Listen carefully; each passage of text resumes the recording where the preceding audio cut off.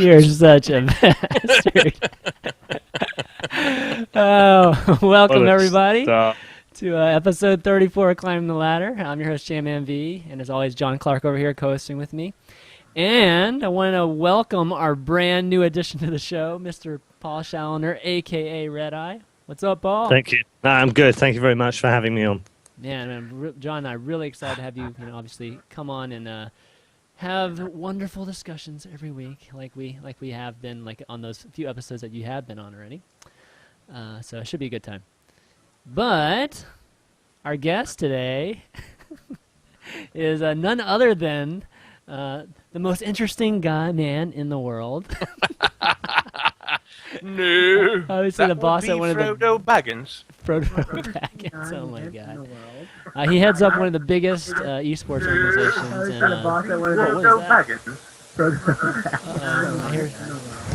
heads up one of the biggest eSports organizations. Somebody have their stream going somewhere? Yeah, I think Robert's got the stream going. Yeah, Robert is just trying to troll this. No, I have no Twitch on. What the hell? Somebody I had it going, but no sound. Okay, well, anyways, continuing my intro for Robert. He heads up one of the biggest esports organizations and obviously one of the biggest events or just series of events every year, DreamHack. He's CEO of DreamHack, and nothing but a lot of fun, Robert is. I don't think anybody can disagree with that. So welcome to the show, Robert. Thank you for having me. This is last time I was invited. I was by Slasher and gang, and I overstepped because I couldn't be arsed. But for you guys, yes, I'm you here. did. Dude, I feel privileged then, man. Privileged then. But Yeah. So. But you've already told us you might fall asleep during the show. Well, he started the show off. He already fell asleep at the start of the show. Yeah, exactly. It's only looking up, man. It's only looking up. Look, it's midday out in Sweden right now. It's dark, pitch black. Oh man. But all right, let's kick things off. And I think first topic kind of thing I wanted to do is really go through some of the headlines and kind of do it quick. So we'll kind of do our what did I call it before, John? Kind of our shotgun kind of type of format where we just kind of say a few things on each thing really briefly and then just move on. So last week when we had our show on Tuesday, and then right after all this talk about EG&TO ProLeague and all this good stuff, and didn't really get a chance to say anything. But quick thoughts on that. What do you guys think of both those teams endeavoring into ProLeague? Is it worth it? Is it not worth it? Whoever, jump in. I think it's worth it. I think it's good. I think you've got two pretty much legendary esports teams coming together, two teams that have not traditionally, I wouldn't say hated each other, that's probably too strong, but they're definitely rivals, and they've definitely fought against each other. Not hated, but not mated. Yeah. I think there was a mutual respect at the very least. And I think it's great to see them come together and, having a European team in the Pro League, yeah, hell yeah, we definitely want that. I mean, I think they want that too, so... No, I think it's good. I think it's good for all people. But is it really? Although a European losing league? Isn't the first it game like that wasn't a good start. No, but isn't it a North American European league team? Sort it's of. not a European. Well, it's mostly Koreans. Well, it's mostly Koreans, and then and then the EG teams have got French and Swedish and what have you. So then it's a USA team then. No. No. As the Americans would put Just it, shut yes, up, Robert. It would be a USA. But hopefully, that was weird in Shanghai when the Chinese started to shout USA. It's like the cancer spreading even to mainland China. It was strange. Really strange. Well, they just like to chant USA in China. It's easier. Do you guys think, though, that it's good for North American esports or European esports that these teams are basically leaving, in a sense, they're putting themselves over there? I mean, obviously, I think it's great for them as teams, but again, it kind of then disassociates themselves with what's going on over here. Not totally, but in a little. I would say it's the other way around. It's like I do too. South Korea is opening the doors for the rest of the world. All 4 billion plus of them, 5, instead of one small country. So, Yeah, I mean, South Korea is it's no more an island. It's a part of the universe. Yeah, I mean, imagine if they do really, really well, John. Like EG and TL just, you know, obviously, like, best scenario, they win the whole thing.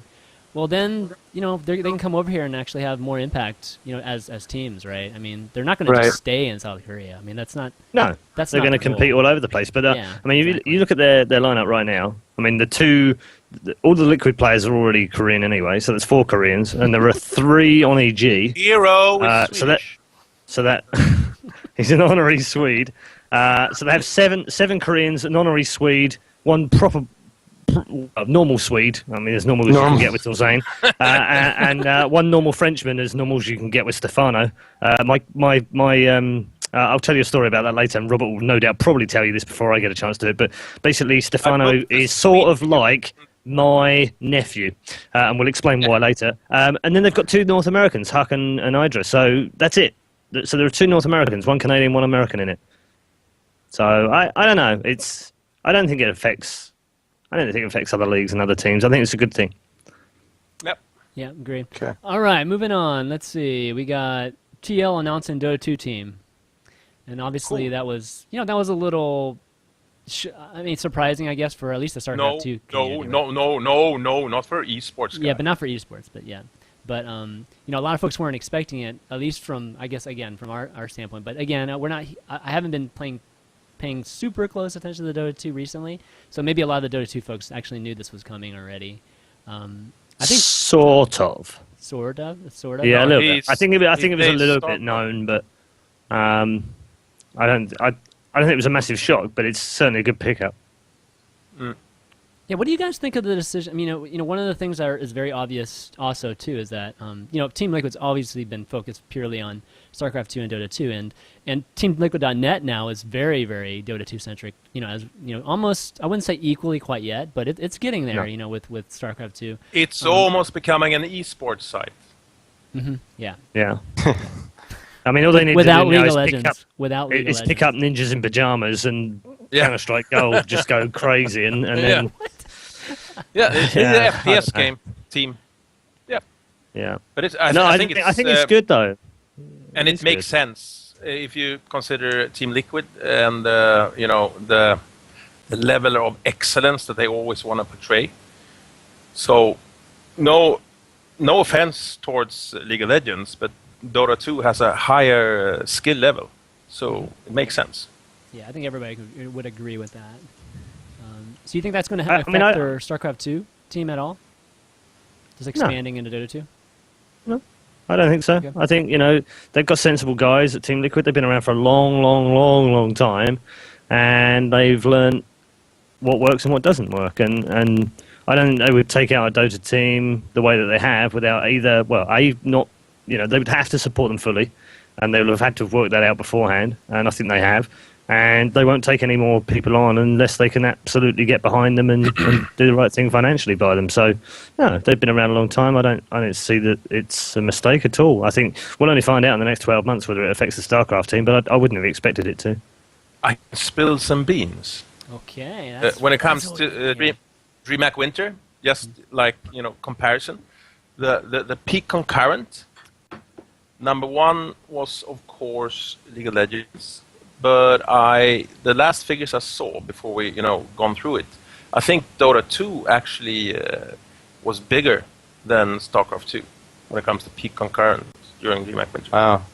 Wow. Okay. Can you even give us a range? No. wait for the official report. I had to ask that because viewers gave me so much shit for not asking Kevin and Frank for actual numbers last week, so you can't give me crap about it Kill this that week. cat!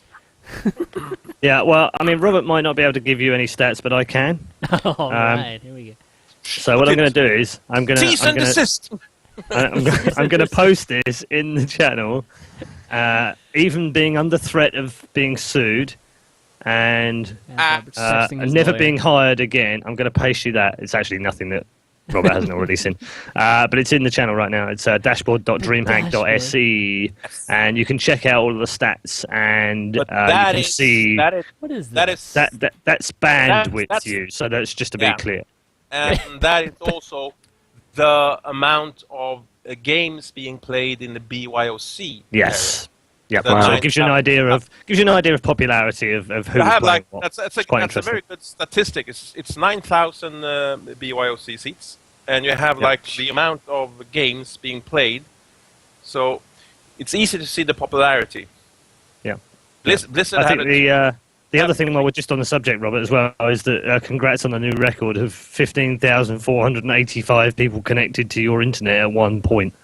Jeez. Yes, is- it's our, it's, That's it's our like a internet. small city. of Thing is, connected it is people. actually our internet. We have, I think, we own an IP range of, I think it's 50,000 plus IP. Holy crap! Or own. You can't own them, but we control. So actually, DreamHack is the internet, but we take a small slice of the internet, put it inside the Elmia halls, and just go bananas. That's pretty amazing. How much does that cost you?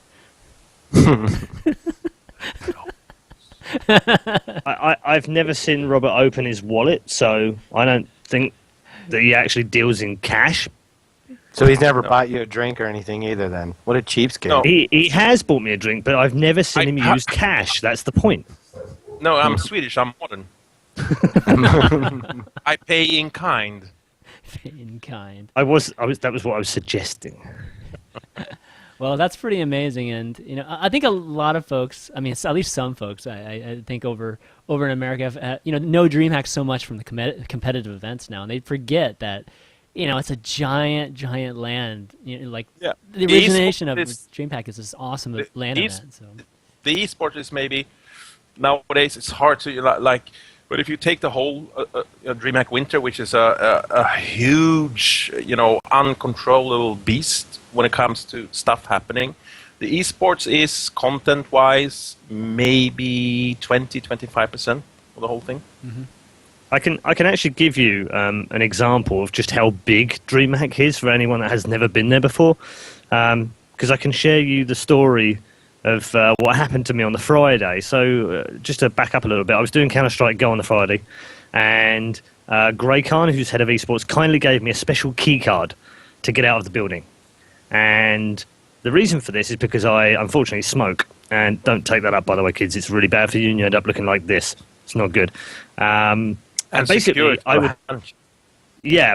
So what happened was that Robert saw the layout and said, "You know what? Let's put Red Eye on the furthest stage away from the entrance." Right. So we make him walk 15 minutes, and I'm not exaggerating. It is 15 minutes from the stage. I think it's 2 miles of walking, actually. 2 miles. Something like that. It's 2 miles, like 1.9 miles there and back or something. It's ridiculous. So anyway, I was at the furthest stage away. So Grey Khan gave me a special card for a door on the side next to the stage. I'm like, yes, thank you very much. That will save me a lot. And no one will hate me because I won't go all like the Hulk and change to green and stuff. And I can smoke every now and again in between the casts. And the guy said to me, don't go too far. We're going to new cast in about 10 minutes. And I was like, that's fine. I'm just going to go and smoke. This was like 4 o'clock in the afternoon. It was getting dark, a little bit of snow in the air. So I go to the door, have my cigarette, go to pull the door, and the door's locked. I'm like, shit, what the? And so I'm banging on the door. I'm like, let me in. No one's letting me in, right? So I have to walk all the way around the building, which is even further than it is directly to the front, come in through the front without a pass, which then didn't make them very happy at the front either. Then walk all the way back to the stage, and then by then I got there, and they've put someone else on. They've put Corey on, and they're like, dude, where the hell were you? And I'm like, I was outside for half an hour with no jacket, freezing my arse off, because some idiot locked me out. So I go to Robert, and Robert says, I can't do anything. They don't even know who I am. So he walks out with me, and then takes me on a tour of the building, and I'm serious. He was getting harassed so much by his own staff because they didn't even know who he was. That's how big DreamHack is. Yeah. The staff don't even know who the boss is. No, you gotta plaster your picture everywhere, man. How many volunteers do you think you have at that event? At Winter, we had 560. Jeez. 560? I mean, let's just put that into perspective for a second. Most LANs don't have 560 people at them. That's true. That's crazy. I mean, at Lone Star Clash, we probably had 60. And that was difficult to handle the logistics of. I can only imagine 500. And then I can definitely see people not knowing who you are. 500 people, that's a lot of people. No, he took me into the DreamHack stopped Arena, and they stopped him at the entrance. He was trying to go in through the backstage. They were like, no, and he's like, no, I need to get in through it. And they were like, no. And he was like, look, just fuck off out of the way. And he's really like, they're doing the job. It's like, when a colonel is trying to sneak into the regimental base and he gets stopped by the guards, if he doesn't get stopped, the guard gets, cited for not doing his duty. It's the same thing. Absolutely. Yeah, no, they were definitely doing their job, that's for sure. Robert's just double-checking security, just making sure they're doing their job. They're walking around. I personally thought he'd just given them my name. Stop Paul whatsoever. Don't let him go anywhere that he needs to get too fast. Awesome. And All right, let's see. don't give him mess, because he smokes too much. Let's see, what's the next thing here? Okay, I have kind of Wings of Liberty Hearthsworn patches. That's kind of a StarCraft-related thing, and yeah, they released a ton of stuff Blizzard did this week, and I think overall the StarCraft community has been really, really happy about all of it, and more players are playing Heart of the Swarm, so I kind of want to segment that into when is Heart of the Swarm going to make its first appearance in DreamHack, Robert? Post-March 12th. Immediately, or? Post-March 12th. March 12th. Okay. We're gonna release sometime in the future then. Yeah, no, we're gonna release the calendar for 2013 when it comes to DreamHack within the next. Go on, say it, Robert. Go on, say it. Say it. Do you know why? Because I've been waiting for this damn calendar for like 2 weeks now, and I keep getting. It's okay. We just need to clear with MLG, You know why? and then we'll be fine. And then MLG are like, actually, we just need to clear it with DreamHack, and DreamHack are like, well, we just need to talk to ESL, and then we'll get back to. Give me the damn calendar. This damn partnership, man, killing esports. It's a good thing, though. Holy cow, No, it's a good thing. Joking aside, it's actually a really good thing.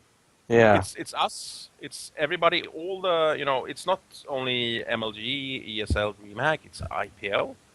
It's NASL, and above that, like the old granddaddy, dishing out proportions. It's Blizzard. So it's kind of a. It's like trying to dance tango with 10 people at the same time. It's kind of difficult. That's working together, though. Are you able to give us an idea of how many events you think are going to happen over the 2013 big events? Oh, define big event. Similar to DreamHack, MLG. Just the majors. On that level, Yeah. the majors, I guess.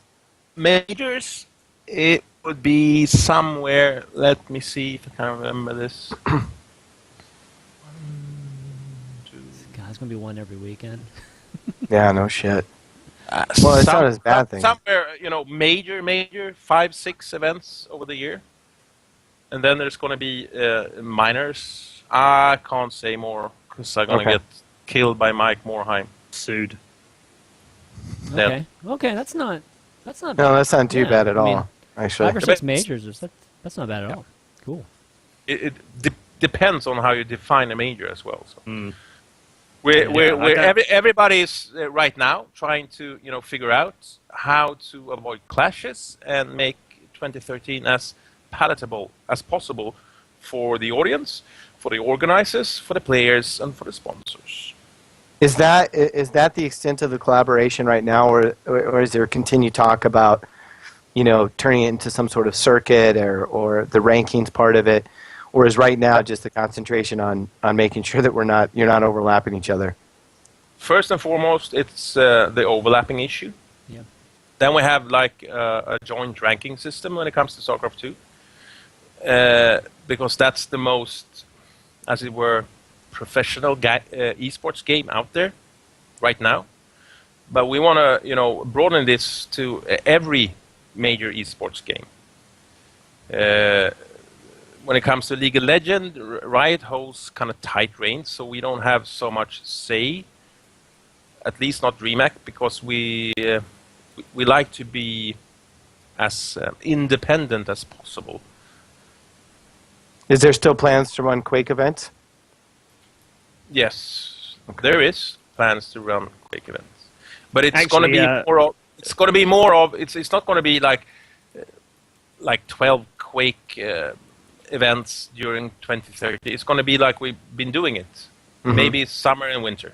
For the sake of esports and because it's fun. But it all depends actually on the players, because the player base, those the gods of Quake, they are one after one jumping ship. So Yeah. I don't know. It's true. Actually, I can exclusively reveal that actually Robert and I and 3 other elderly gentlemen are all going to form a CTF Quake clan. And DreamHack Winter and DreamHack Summer next year, there's going to actually be a CTF championship, and it's going to be $1 million on the line for the winners. And me and Robert are just going to take all the money. 40+ league, yes. That would be awesome. 40. I don't turn 40 yet. Well, sorry, John, but you can't play the did you- Veterans League. Damn it. Hey, speaking of It's Quake, just a mere baby. speaking of Quake, everybody says it's dying. Did you see They said that's Hellspawn? for years. Hellspawn at DreamHack, there's this stream comparison site. I can't remember the name of it. When they compare, it has like a whole all the Twitch. Alexa or something like that? Okay. Uh-oh. Yeah, something. And he compared IPL Shootmania with the DreamHack Quake event, and the Quake event had twice the number when it comes to viewers. Well, it's Really? twice the game. Wow. It's Yeah, a but much it's better like- game. And a tenth of the prize pool, and Yeah. check rakaka.se. I hang on. I mean, I'm gonna, but like you said, though, if the players do continue to jump ship and go to Shootmania, then I imagine that the following will go there as well. I mean, if Rafa continues to play Shootmania, Yeah, that's for sure. or even DeHang drops off, and of course I'm speaking only North American players, but I can imagine that it would change a little bit. But the fact that you guys are going to continue to support Quake, I think is great, because I those posted guys will definitely. in the picture in the chats right now on Skype if you wanna. It's a pretty interesting. Shootmania had $100,000. Quake Live had $10,000. Quake Live had twice the peak concurrent compared to Shootmania. Thing about eSports, which I love about it, is that you can't fake it. It has Right. to be true. Otherwise, it's a type of marketing measure that will just fizzle out. Not that I'm, shitting on Shootmania, but it's interesting to see a dead game going up against a new game. Yeah, but And it's- you should know, Robert, as I do, that they've been saying that Quake has been dying or dead for years, and Yes, it just everybody's been seems to be saying that, but Yeah. DreamHack does CPR every year. Exactly. Kinda. Exactly. Well, I mean, Shootmania I feel like Shootmania has been getting some momentum recently, so Yeah. I don't know. A lot of But people it's have been a talking about weird that 3 versus 1 thing. I don't get it. Like, it. Yeah, I I'm don't old, quite get it maybe. either. Yeah. I'd have to What agree with happened? you there. Oh, he died? I think Paul's, I don't- Paul's, 6 meg internet just went cahoots. He must UK have internet. opened up that website and it just dropped him. Exactly. Oh my God! What a huge picture. What a Well, huge That was a short-lived co-host for him. Thanks, Paul. We Exactly. appreciated it. Yeah, thanks, Paul, for the 30 minutes, man. 30 minutes every Oh. week. Add him back to video. He says so in the chat here. I can't add him. Can I? Back. He has to get back in. Let's see. Oh. Let me try to do this. See what happens here. Okay. Ah, look it. Let's see if it works. There we go. There we go. Okay. Sorry about that. UK English, internet. UK English? What the hell am I on? English, UK or English internet equals shit. I saw the tweet from James Bidet about, capping internet for me as a Swede is insane. What do you mean cap? You have a cap? Yeah, well, we usually have a cap of about 50 gig a month. Yeah, You're really? spoiled, Robert, man. You're spoiled. No, I'm modern. Modern. Those you don't know, he's got incredible internet over there. So I'm I think jealous. it- I'm jealous. It worked. Have you got my video back as well? Nope. Don't Yeah. have your video yet. No. There Look. we Let go. me fix that. There he is. There's the flex. Oh, shit. Oh, Hang on. Oh, no. Yeah, you Oh, he's that no. handsome green guy. No. No. Like you didn't do It like did you this last didn't- time. What was it?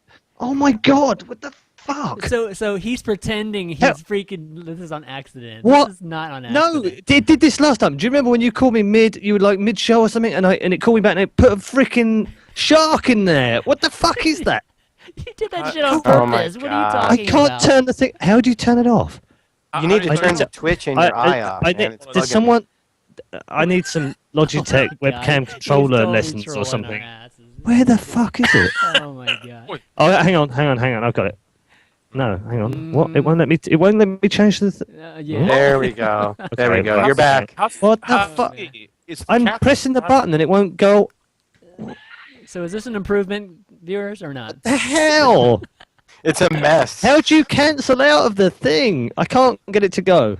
Oh my god. There- Right. Don't Okay. touch anything more now. He is such Oh, a troller, man. Jesus. Such a troller. Someone sent me on an IT course. He's- Wait, did we lose Robert now? no, Okay. he's right there. He's Okay. right there. Just for a second. He and his devilish look there.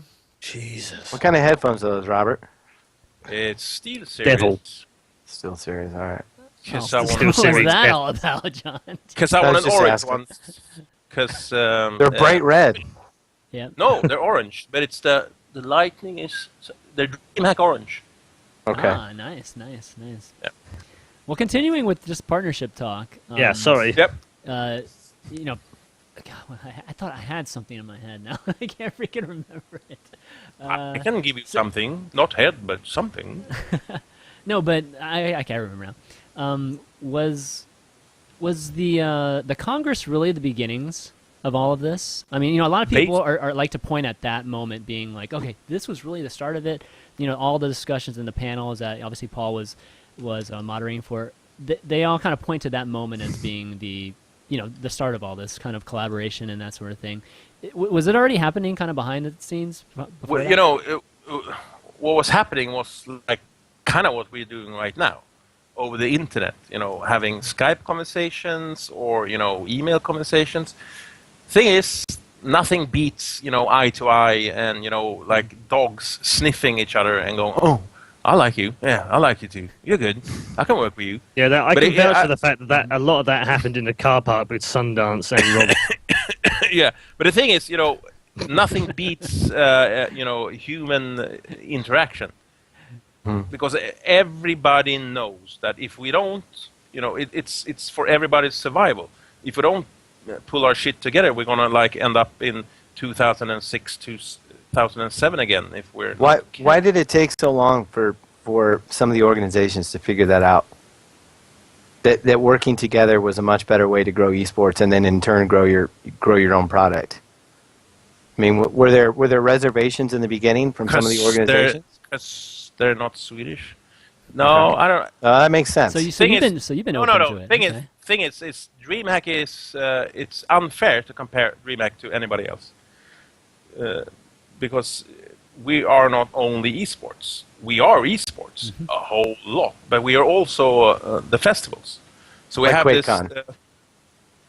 Yeah, but They don't have QuakeCon esports there though. it's, I mean, it's, Yeah, they it's do. also oh, a well, bit- for Quake. Yeah, but but FPS yeah. they do. FPS they do. Yeah. But it's more narrow. DreamHack is it's Burning Man of online digital culture kind of thing. It's crazy shit going on, and that is what we try to convey or portray when we do our esports tournament. It's tongue in cheek. It's not so fucking serious, and it's supposed to be fun and entertaining at the same time as it's really, really, really serious when it comes to the esport tournaments. And another thing is that DreamHack is not under the, we would also like to have a lot of capital. We have not. We're so self-sustained.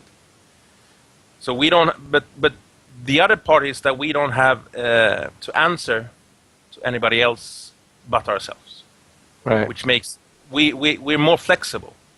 So it's a bit unfair to compare DreamHack to MLG or ESL or NESL or IPL.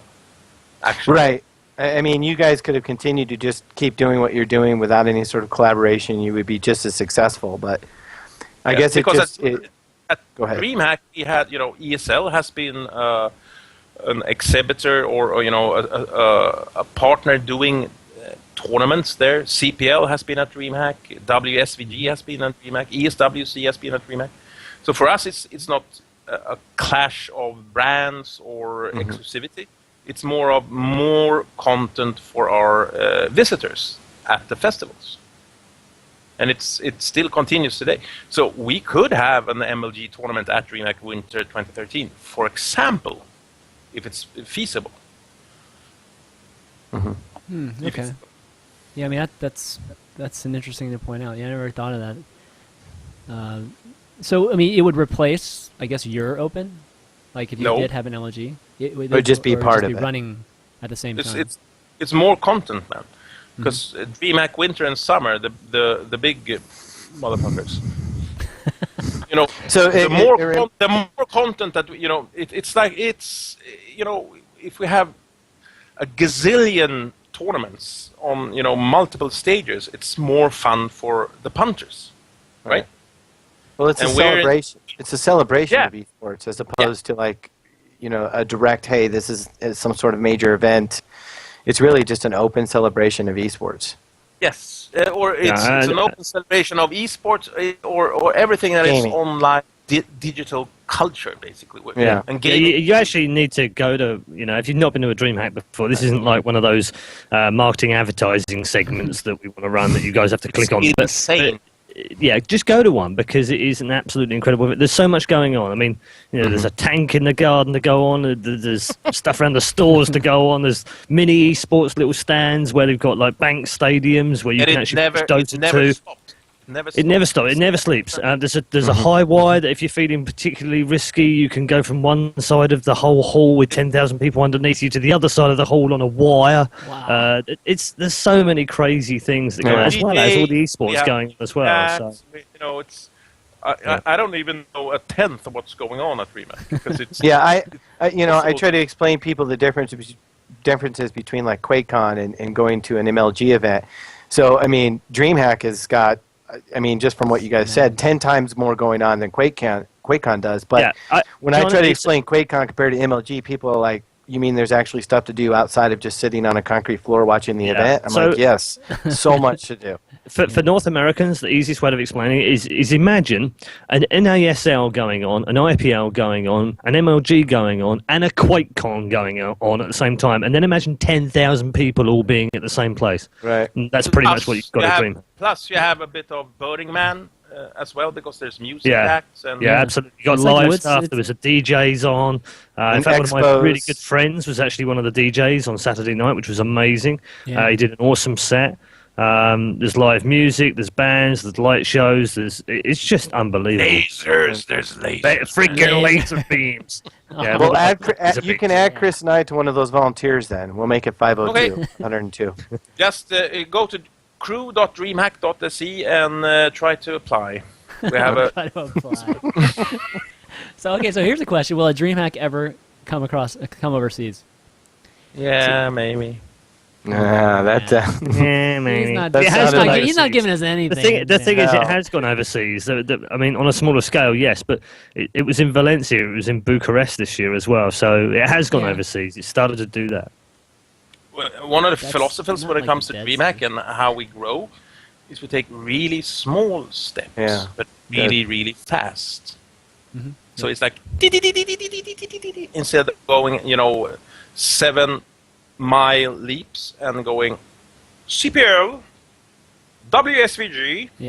Yeah. Kind of. Well, I just, again, I just want to point out what you were saying earlier, or just for folks that might not have caught it. He said that they are self-sustaining, which means that, they don't have these huge private investors that are just, basically supporting them and in a way, just keeping them alive and that sort of thing. So that's waiting for Google to buy us. Yeah. Yeah. Not when I keep saying penis on the stage. They won't be. You want Google to buy you? No, you don't. There's a question actually in the channel. I just wanted to answer it because it's quite pertinent. Vertito says, Please run a series of courses on how to open a champagne bottle.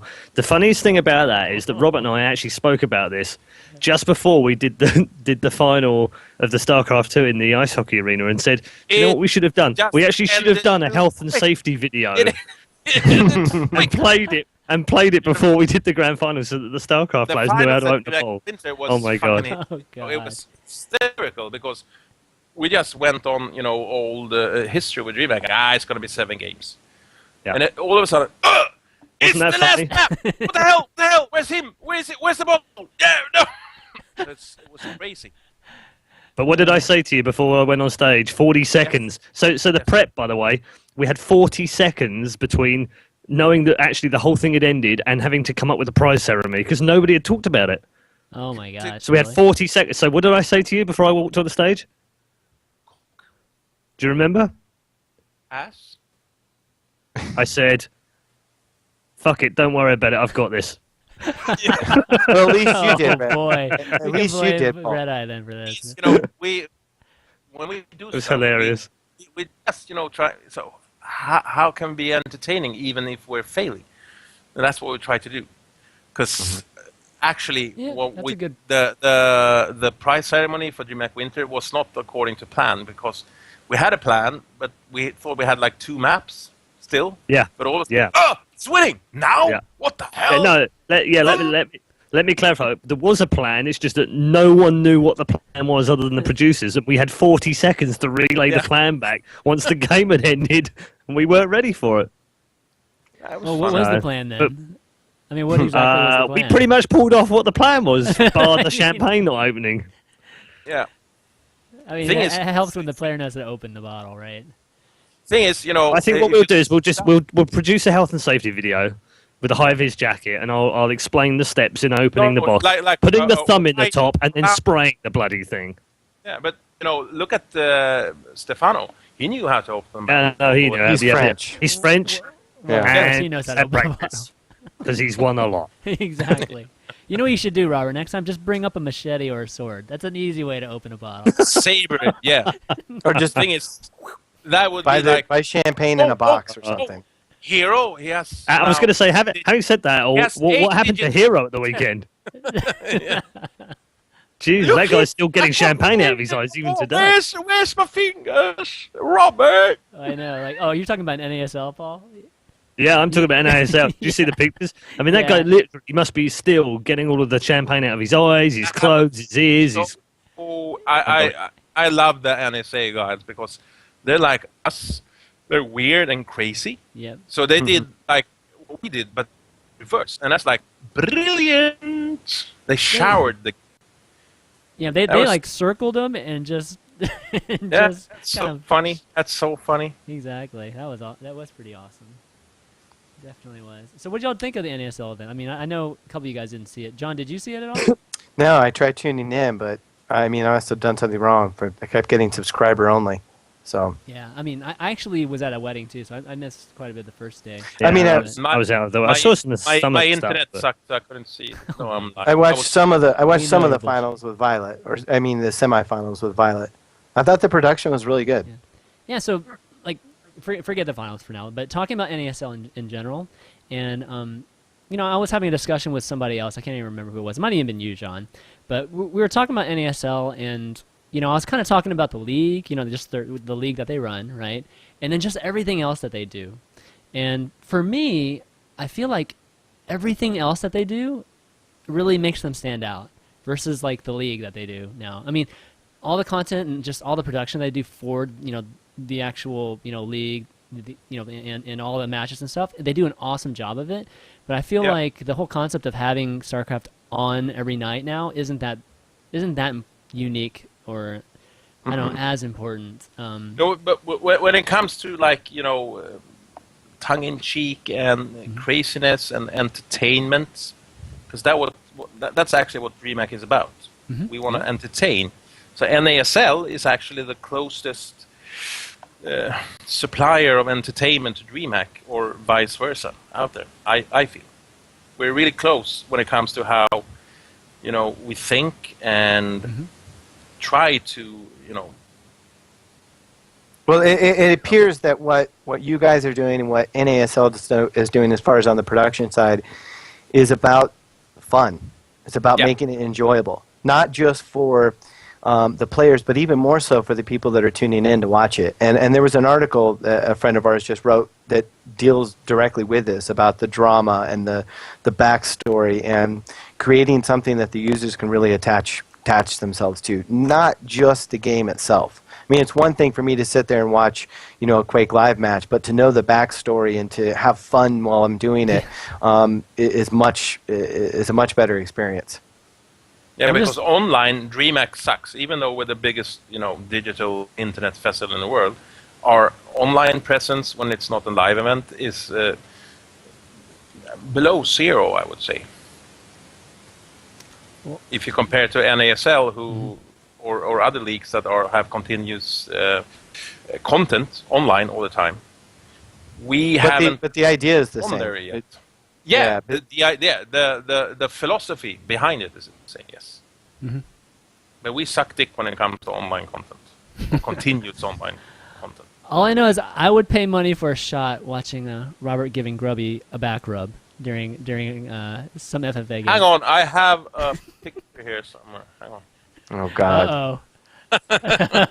have you cleared it to show the picture with Grubby? You know this isn't going to be good. No, but I guess what I was trying to get at is, like, my line of thinking is what if NASL ended up being more of an ESPN like type of product? The thing content. is, I get so bored with people trying to use like ESPN, or it's going to be like NFL or NHL. It's like, what the hell? This is not old school. Oh, I mean, I'm not talking about that so much as just but content. People try. Yeah, but ESPN is the boringest shit in the universe. It's American. It's uptight. Hey, wait! I'm not going to stand for that. I watched the World Scrabble Championship on ESPN. Oh no, sorry. Okay. The spelling. Screw you. Okay, I wasn't talking about ESPN so much as SportsCenter. SportsCenter is not that boring. Come on.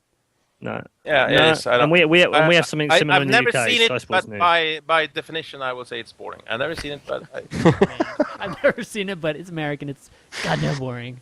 Yeah, but thing is, this is eSports. Sports.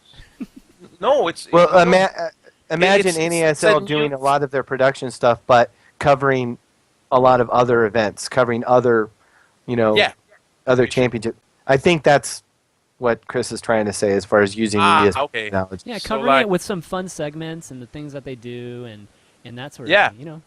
Right. Mm-hmm. And then it's a whole different. What I think is amazing. Look at where NASL went from season 1 to this season. Absolutely, the changes are. Season huge. 1 finals was the funniest time I've had on internet in a long time. It was, but the sound guy's still there. He's still there. He travels the world, man. He travels the world. And the funny thing is, people complain about, NASL sound guy, just getting, in-game music or sound. And guys like Paul here, and the audience, and mixing that up, it's not that fucking easy. No, especially if you change venues all the time. If you have a set studio, it's much more easy. And to be honest with you, as a host, I'm quite picky about what I have in my ear and what I don't have, and how I want the mic to work. And then there's like not just one of me. There's usually 5, 6, 7, 10, 12 of us that all have our own little quirks about how we want things to work. And that must drive the sound guys mad. I really try not to give them a hard time, because I know how hard that job is without actually knowing how to do it. But I think that's part of the reason why it's production room during a DreamHack event.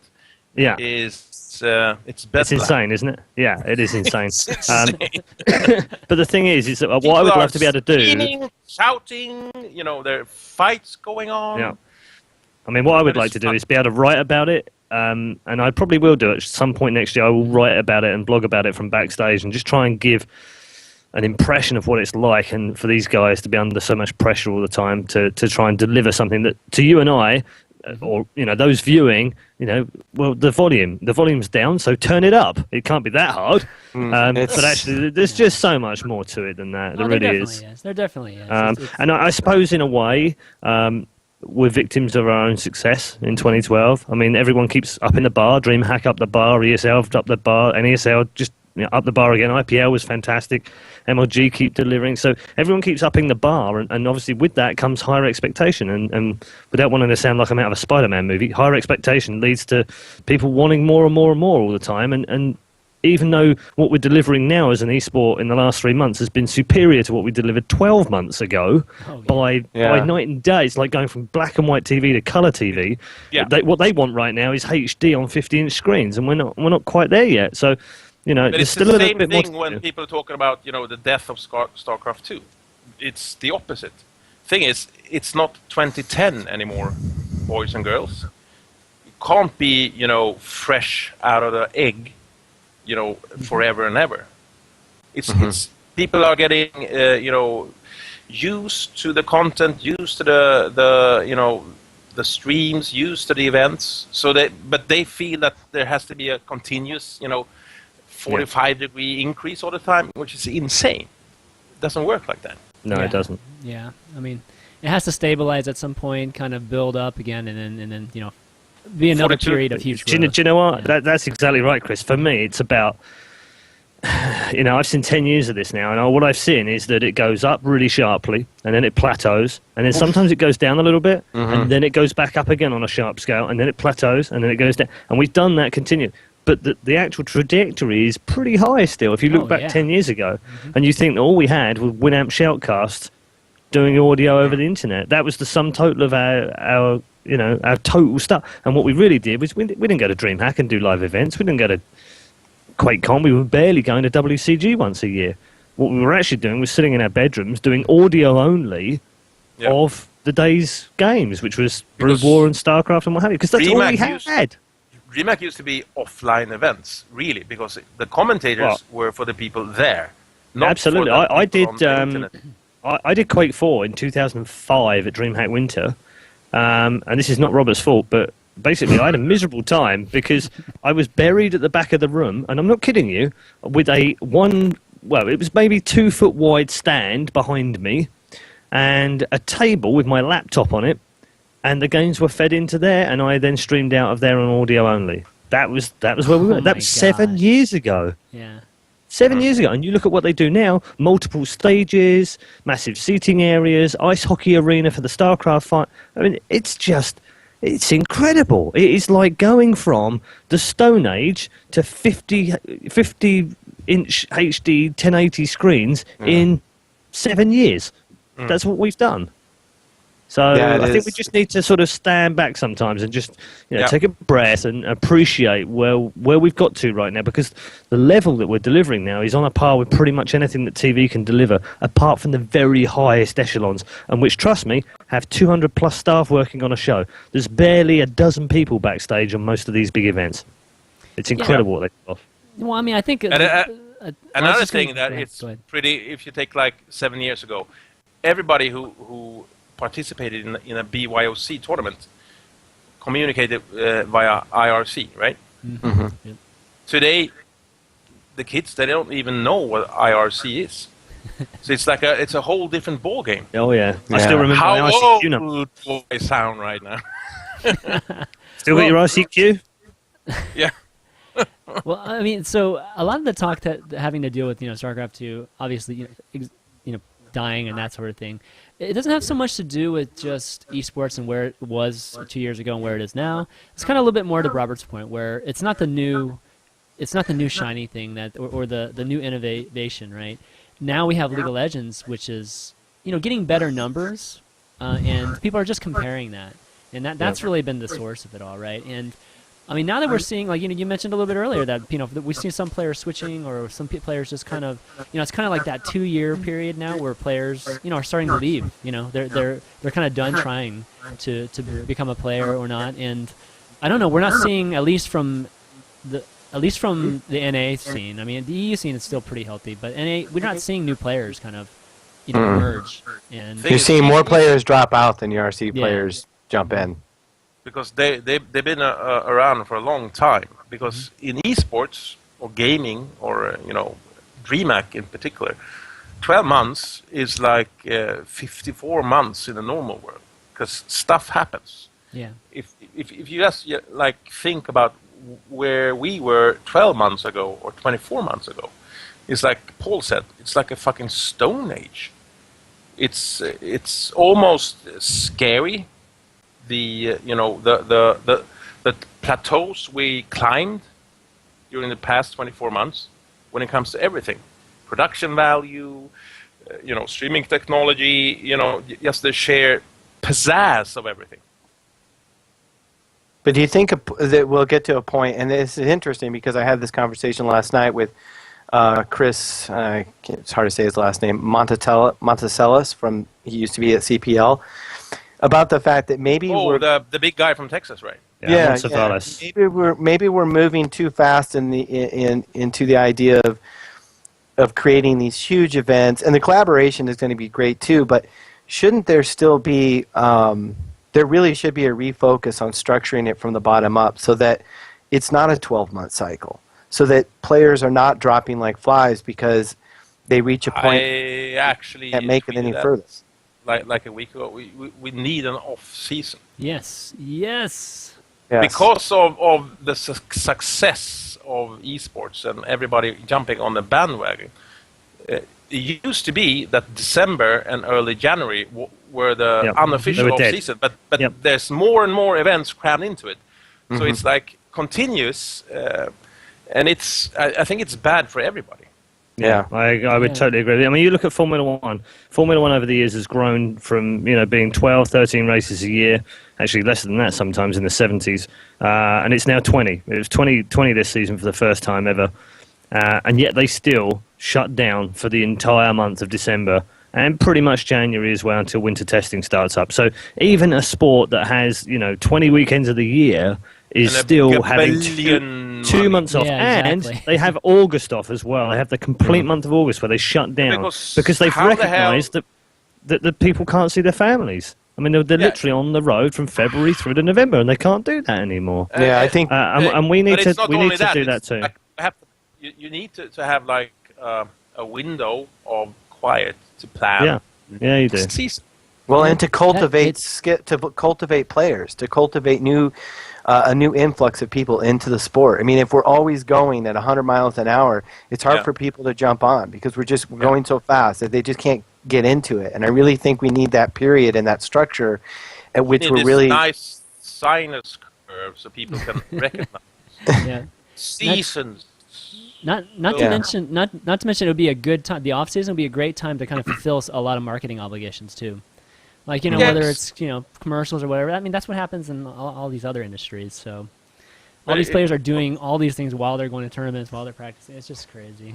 And people events, I joke. Sorry for interrupting. But no, you're good. It's, everybody's like, what the hell what do you do at DreamHack Winter Over? Nothing.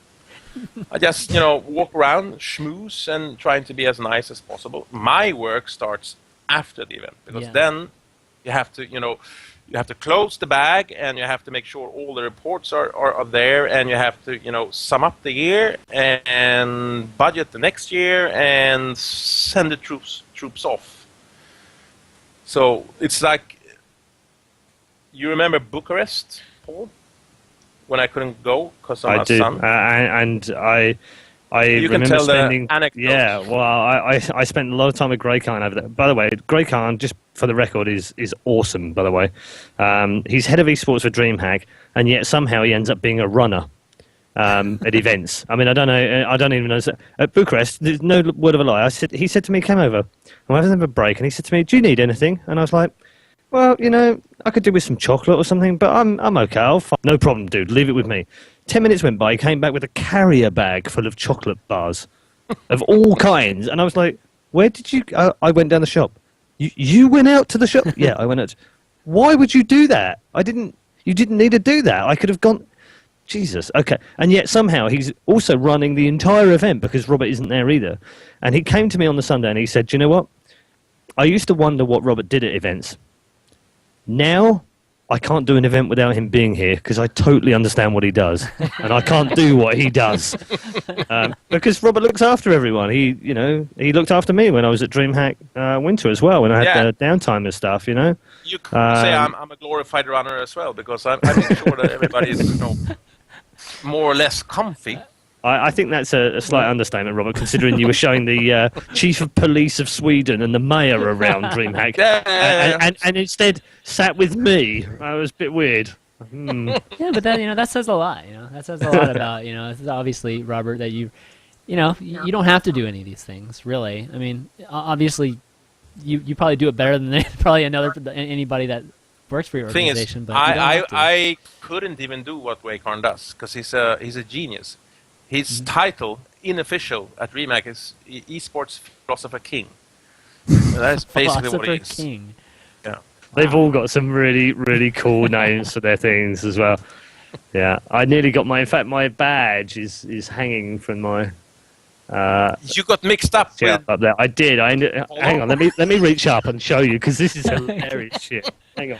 Wait, are these official titles or just titles at the tournament? No, titles of endearment, but one or two are actually printed on business cards.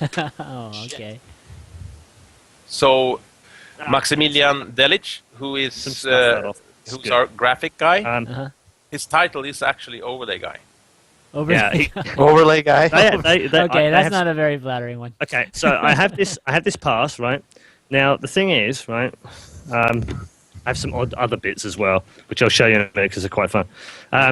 So I go to get my pass, and they're like, Paul Chandler? Nope, never heard of him. Okay. Host kind of guy? Nope, nothing. Okay. Nickname? Do I need to tell someone? Nope, we'll look you up. We'll talk to the boss. You can come back tomorrow and collect a pass. Okay, but I kind of need one today. Nope, you don't. Okay. So anyway, I came back the following day. Guy says, no one of that name. Really? Okay, well, I was told yesterday, come back. Oh, what's the nickname? Red Eye. Oh, yeah, I have one here. Sean Clark, right? Oh. So they're like, and we've run out of ink, so we can't print you a colour one. So I've got a black and white pass, right? And no word of a lie, this is what it says on it. Let's see if you can see that now. I don't know if you can see it. Is that... I see Red Eye. Coming out? Okay, let me just put it a bit further forward. Okay, Sean Clark. Sean Clark, Red Eye. This is what's it say on Apollo's then, man? It says he's fine. He's fine. It was actually Hellspawn. He put in all the hosts. Hellspawn trolling me. That's what it was. He made no, he didn't make a mistake. He made two mistakes. The Red Eye Sean Clark thing, and when he ordered the flight ticket for In Control tweeted me, Robert, my ticket is in Robert Ohlén's name. What the fuck? Oh man. Thing is, he had ordered like flight tickets for 60 plus people during the whole year, and they made one mistake. So that's pretty good. Yeah, so we had to buy him a new one. That was pretty interesting. Yeah. They actually, there's a true story behind these actually. These are the official DreamHack. In fact, that's got a message on it from someone at DreamHack, but I'm not even going to show you that. We saw it already. Yeah, those are the official DreamHack TV presenter cards. Now, when I was in Bucharest, I asked for these, and they were like, cards? And I'm like, yeah, cue cards. I write stuff on them, and they're like, oh, dude, we don't do those. And I'm like, no, they're like my comfort blanket. I have to write shit down on that if my old brain forgets, I can just have a quick glance and then I carry on. They're like, well, we can print some off. And I'm like, they're going to look awful. They're going to, So anyway, that went, we sorted it out for Bucharest. And when I got to DreamHack Winter, Grey Khan gave me a pack of 500 of these. And he said, these are your cards. Don't let anyone steal them. For the year. Yeah, probably. Awesome. All right. Well, not that we haven't told a lot of stories, but I kind of wanted. All right, story of the year between you guys for esports, since it's like end of 2012. What is your best story from this year? Story, Just my funny best, story. It doesn't have to be like serious esports. Just any funny story.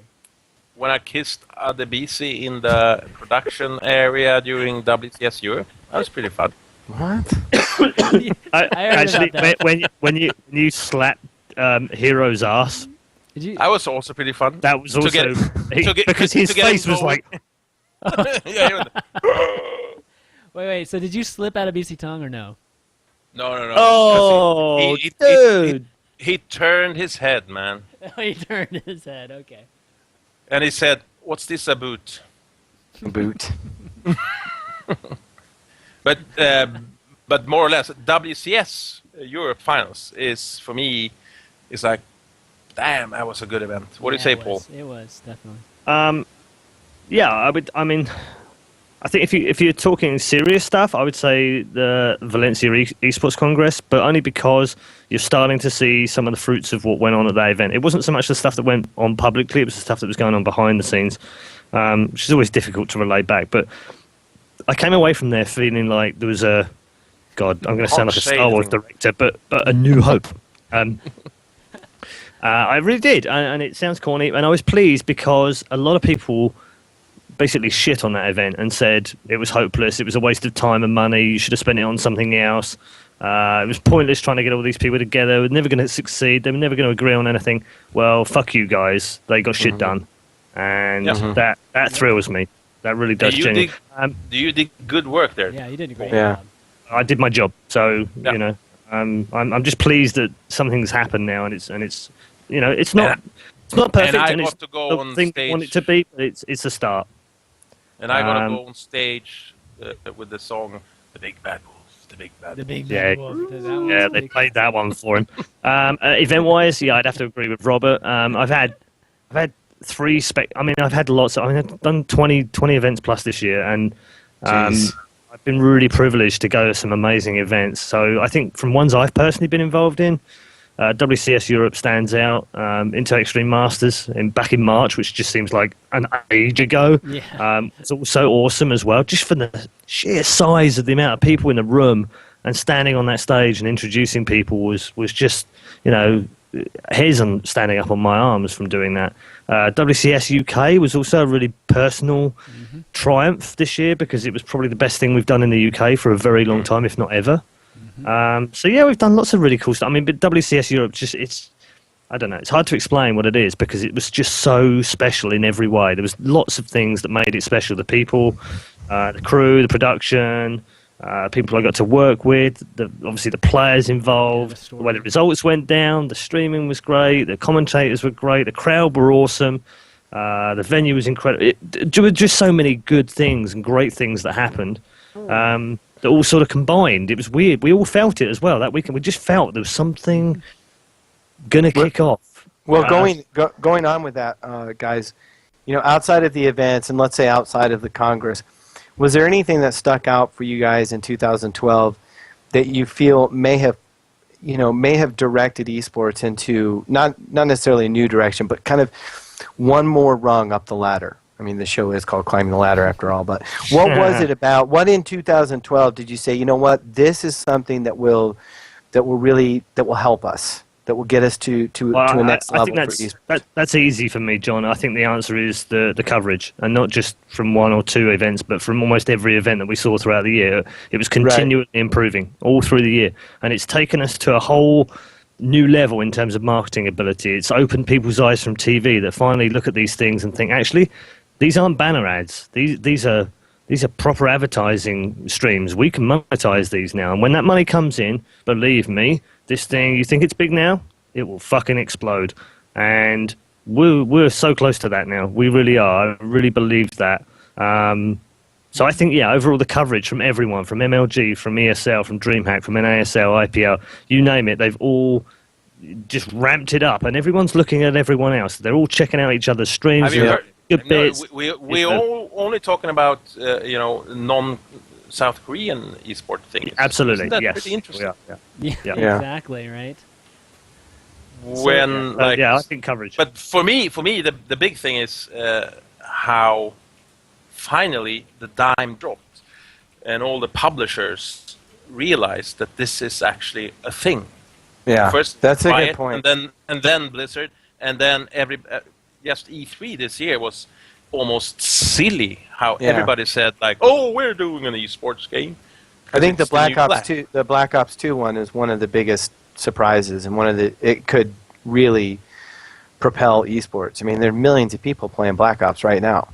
Yeah. And for them to finally, after years of putting out a cash cow every 6 months, That's console. That's not. Yeah, well, I mean, but I still think there's huge potential in console. There's just, being able to just walk into your living room and pick it up and play. That's why I thought at Valve's when the Gabe dropped the thing about Valve's hybrid PC console thingy. Saw that. That's like, that's fucking interesting, man. Yeah, it's pretty awesome. Did y'all see that? Yep. You guys see that? John, you see that? The Valve, the what? What part of it? Valve's coming out with a gaming system. Yeah. Yeah, somebody just and this has been a posted rumor that for a too. while. Yeah, it's been a Very rumor for a interesting. while. Yeah.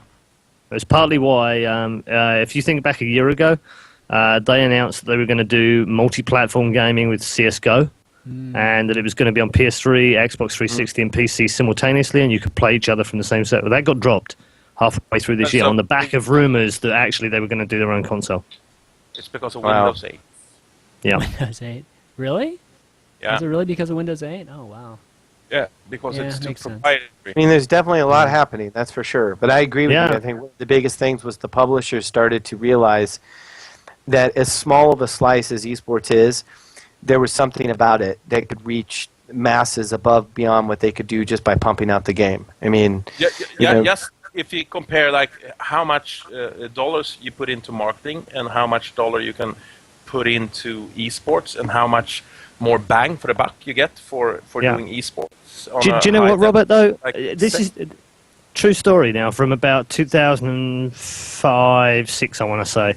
I was talking with Intel, APAC, and for a $10 million spend on TV, which isn't unusual for someone like Intel, in fact, it's quite cheap, they could reach about 30,000 people, core demographic, by just spamming a load of TV ads for $10 million. They could reach 30,000 people. They gave DreamHack $10 million. Absolutely. Now, the thing is, you imagine if they gave any one of the top leagues right now $10 million, how many people they would reach? Hundreds of thousands of people. Seriously. So when you think of live.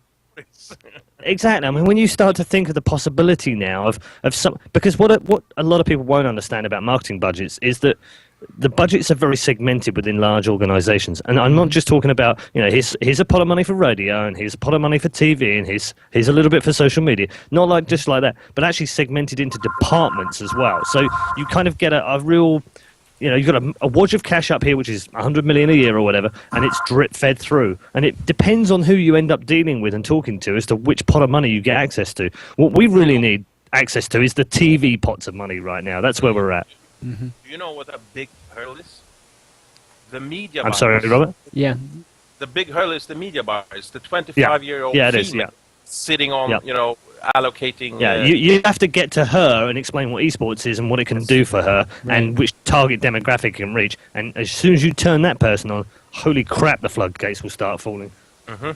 Yeah, that's the little gap that I've talked about before. I mean, in bridging that gap between the 14 million that are playing Farmville right now and the 100,000 that are playing competitive esports at this very moment is bridging that gap because they're just right on the cusp. I mean, ultimately they're competitive.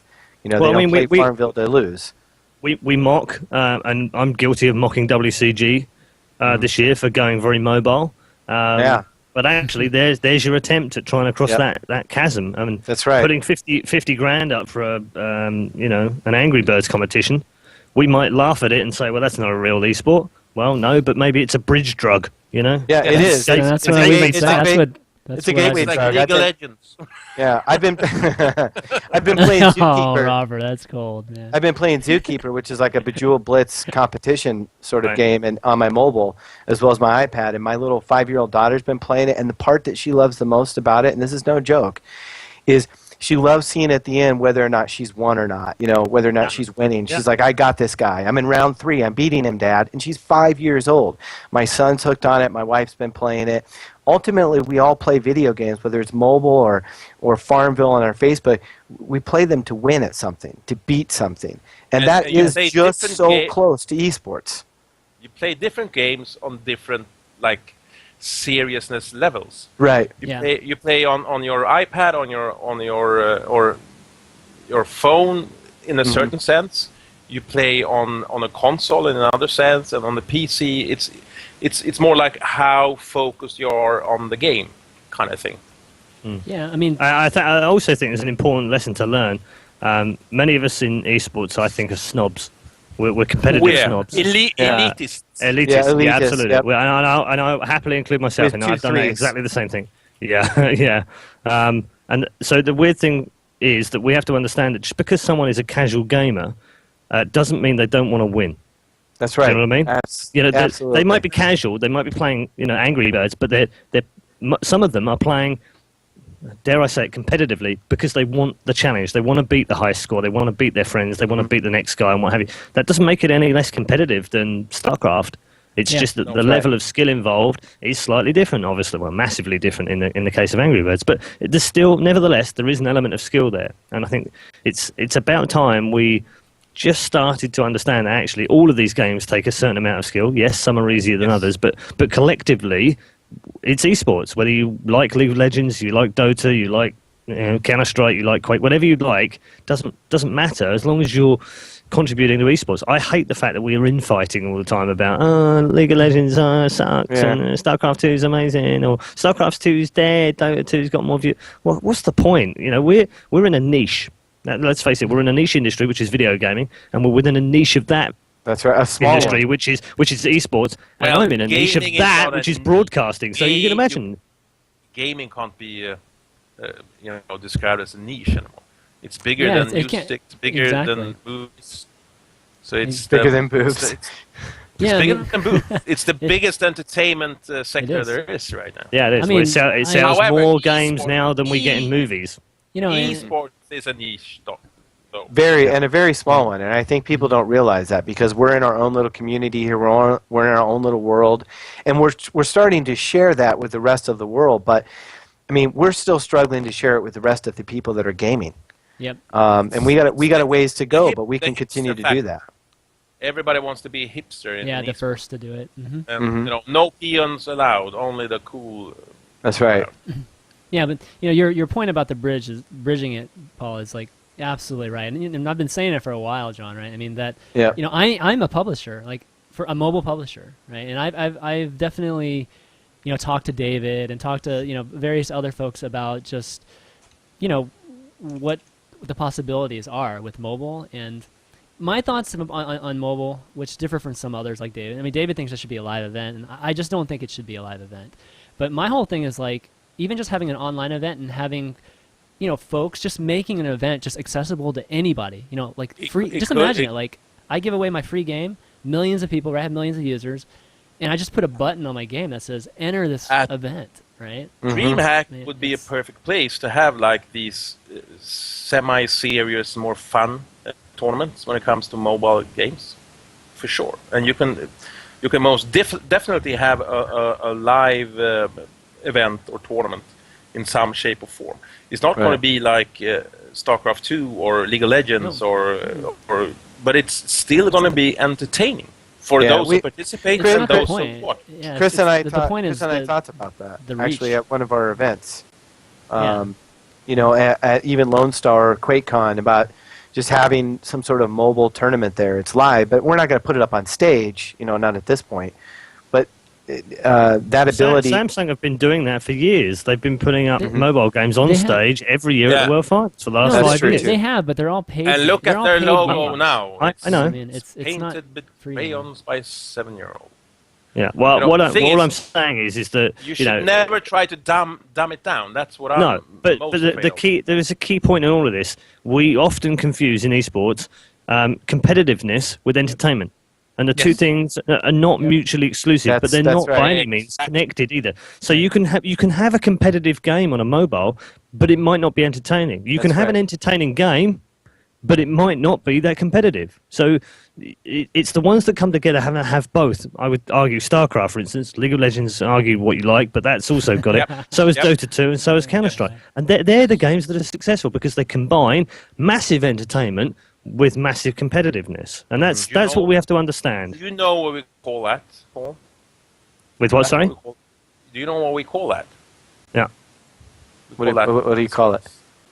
Well, it's eSports. Yeah. Esports. That's what esports is actually. Yeah. See, I differ with your guys'. I differ with that a little bit. I don't think that. I mean, like for instance, there's the granddaddy of all esports is Quake. There's no doubt about it. But today we don't watch it in the same droves of people as we might watch League of Legends and stuff. And then there are people that argue that League of Legends might be the most watched, but it may not be the most competitive. I disagree with that. I think you could make Yahoo Pool competitive. But you have to have the two. You have to have the competitiveness, you have to have the entertainment, and you have to have it, able to be broadcast and told. Right. And then you have a sports game. No matter if. But the masses, for me right now, it's like it's bridging to the masses, and for me it has to be a little bit iterative. And first step, I feel like, is really having all these folks that have these mobile games on their phone to like realize that they are gamers. Like all these folks don't think of themselves as gamers, man. They just think that I'm playing Bejeweled or I'm playing Words with Friends, but that doesn't mean I'm like that guy that's sitting on his couch playing Call of Duty hardcore, that sort of thing. And esports is still, I think, on the spectrum. It's still closer to the side of that guy sitting on the couch with, playing hardcore Call of Duty.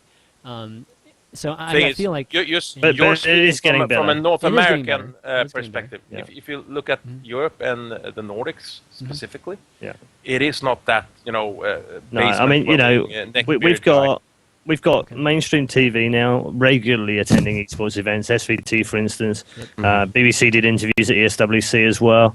I think there is a chasm opening up between North America and Europe and how it's perceived. I think Europe is now speeding up far quicker than it was before. And even mainstream magazines like PC Gamer. Now, all right, it's a gaming magazine, but they've now got, this year, for the first time ever, esports Game of the Year. Now, that's amazing. That's fantastic. Like having IPL on the front of IGN. Absolutely, USA Today had a front page picture of one of our esports tournaments this year. Doesn't matter which one it was. That's starting to break through. Of not just paid stuff with the CGS or going on mainstream channels because they own the channels. These people are actually voluntarily coming and finding this stuff and taking that content because it's interesting, because it's compelling, and partly because we're starting to tell a story, and that's the key.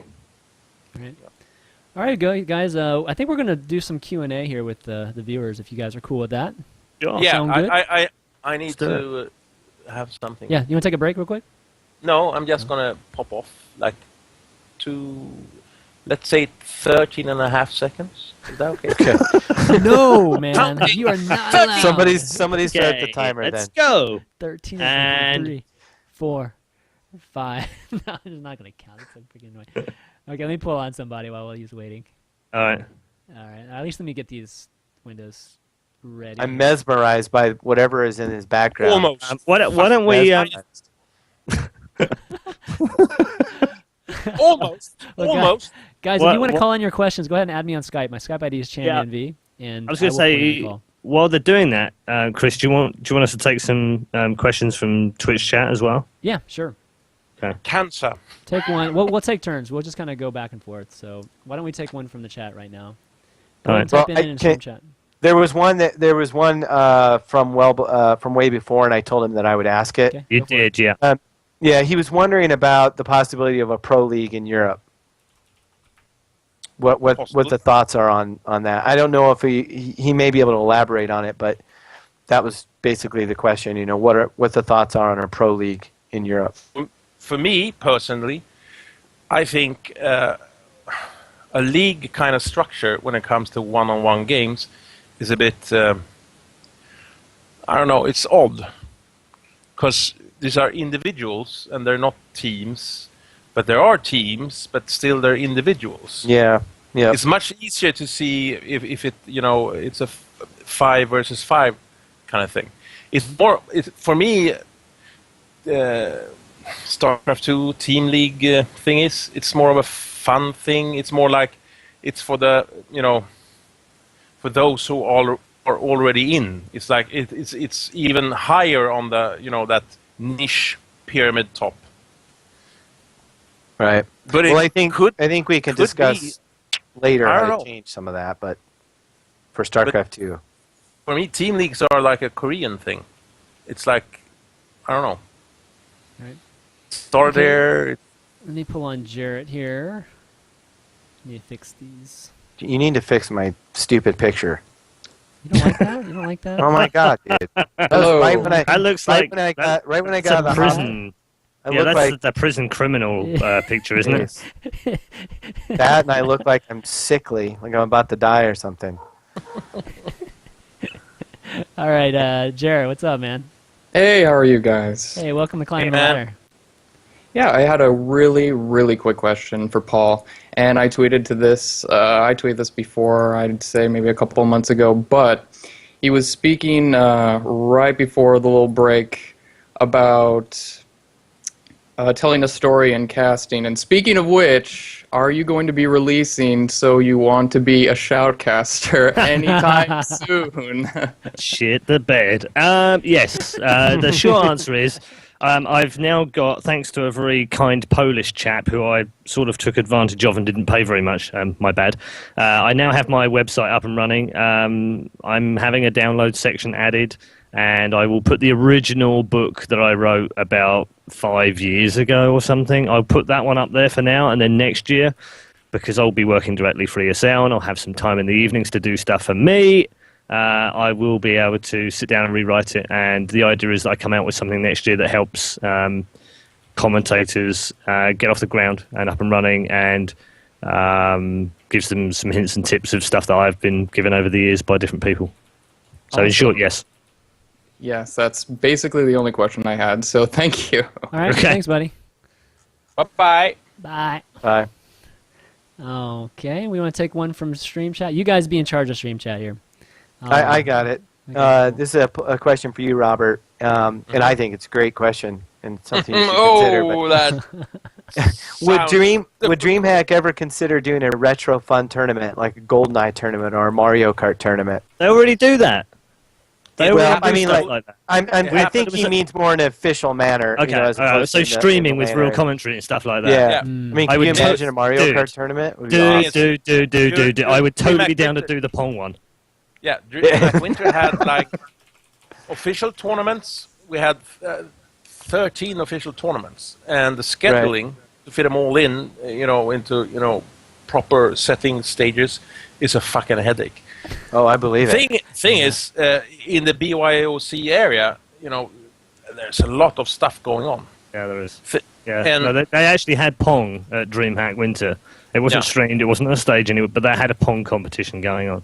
Right. So they Because got- it's like- I it's- stood it's over and I like- was like, player 1, he's going to bounce that off that left-hand side wall now. Player 2, he's returned it over that halfway line now, and that little dot is going at real high speed now. Oh, he's caught the corner, and now he's scored a goal, and it's 1-0 to player 1. It's It's exciting almost stuff. like I it's- could do that shit. Yeah, it's community-driven content, and it's when we expand our broadcasting to what we're lacking in our broadcast at DreamHack right now is to give a sense of what the festival is, because the only thing you see actually live is the eSports tournaments. You don't have a sense of what's going on the main stage, with the DJs and the people, the masses of people that are there for. Well, let's get some video of that next time. Let's have a whole I think that's hour so segment. The key is, right, so this is we this is one of my need things. another studio, another Another guy crew. in charge. Yeah, it's like Another crew. We need to basically get Grey Khan, redo him like 9 times, and then reproduce all of the people backstage that did Clone the them. ice hockey 9 times, Yeah. clone them, put them in all little groups, and let them run off and do their thing, and then bring it all back onto one show. I would Thing actually want to do a show in the evening. During DreamHack at one, where you just literally go, look, here's all the stuff that's going on. We're going to Right. introduce you to the stage. We're going to take in some music. We're going to have the retro competition going on. All sorts of crazy. But it takes so much effort and time and production to put. And the that thing is, together. It really does. it's not hard to find people who can do production. No, It's not really. It's not hard to find sponsorship, but what's hard to find is the right type of people. Yeah. Because even though you're technically proficient, you may know shit from Shinola when it comes to purveying this the sense. It's almost like you have to grow up at DreamHack, and then when you're like an adult and you gone to media college or something, you want to try it on. So the hard part for DreamHack is actually finding the people that have a sense of aesthetics, a sense of what is eSports, a sense of technical proficiency, and finding these 3 things combined is pretty fucking hard, actually. Right. Yeah. No, you're right. All right, let's take a caller here. Carl. Wow, that is you don't see his image. We have a vase to make you speak. You hear me? What's up, Carl? Moin. You can hear me? Yep, I can hear you. Hey, Okay. man, you're a dickhead, dude. That's exactly what he is. You got a question? No, I'm not. What the fuck? My question is... my question... Turn your stream off, dude. Turn on. Yeah, I'll do. A second. It's like radio when you're calling into Yeah, radio. it is exactly Wait, like radio. man. Sorry about that. My question is, Robert was talking about the massive amount of people that work for DreamHack. No, they don't work. They're volunteers. Yeah, that's what I meant. There's this huge amount of volunteers, yet you have such a small group of core people that actually work for DreamHack as really employees. How do you manage this balance of having a core amount of people that really do the work, yet get this huge amount of volunteers in? I mean, where did you draw the line? Basically, everybody who works or is full-time employees at DreamHack grew up as a crew member. But I mean, you said you have 560 volunteers there. Yeah. But every interview I remember of you, you said the core people of DreamHack is really low, like Yeah, it's 20 12. people, 20 people or something. 12. 12. Yes. How do you manage to how do you say that? To Fick auf Deutsch ist Fick, ja. oh, this sucks. Getting trolled. You're fine. Chill, You're fine. You're fine. You're fine. Breathe. Yeah, you're fine. It's your picture that actually makes me laugh. Yeah, you're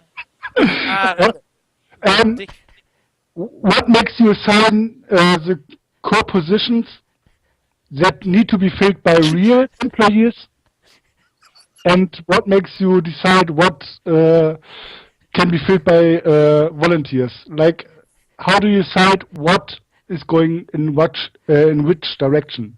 Fuck. Since you're German, I'm going to be kind of fun here.